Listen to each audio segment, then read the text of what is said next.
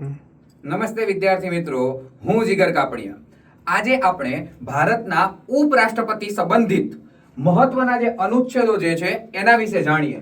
તો અનુચ્છેદ 63 જે છે એ ભારતના ઉપરાષ્ટ્રપતિનો અનુચ્છેદ છે.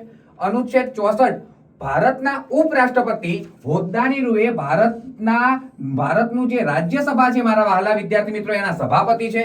અનુચ્છેદ 65 જે છે એ વિદ્યાર્થી મિત્રો રાષ્ટ્રપતિની ગેરહાજરીમાં ઉપરાષ્ટ્રપતિ રાષ્ટ્રપતિનું પદ સંભાળશે એટલે કે એમના કાર્યનો અનુચ્છેદ છે. અનુચ્છેદ 66 માં ઉપરાષ્ટ્રપતિની ચૂંટણી કેવી રીતે થશે એટલે કે ઉપરાષ્ટ્રપતિની ચૂંટણીનો અનુચ્છેદ છે. અનુચ્છેદ 67 એટલે કે 67 ઉપરાષ્ટ્રપતિનો કાર્યકાળ દર્શાવે છે. અનુચ્છેદ 68 જે છે એ ઉપરાષ્ટ્રપતિ પદની ખાલી જગ્યા ભરવા માટે ચૂંટણીનો સમય એટલે ઉપરાષ્ટ્રપતિ પદનું પદ જે છે એ અચાનક ખાલી થઈ જાય છે તો એના માટે ચૂંટણી કરવાનો જે સમય છે એ દર્શાવે છે. અને અનુચ્છેદ 69 એ ઉપરાષ્ટ્રપતિ પદના શપથને દર્શાવે છે. વિદ્યાર્થી મિત્રો આ અનુચ્છેદને શોર્ટકટમાં યાદ રાખી શકો છો. ઉસકા નિકાસ આવું બોલવાનું. ઉસકા નિકાસ એટલે તમને બધા અનુચ્છેદો આવડી જશે.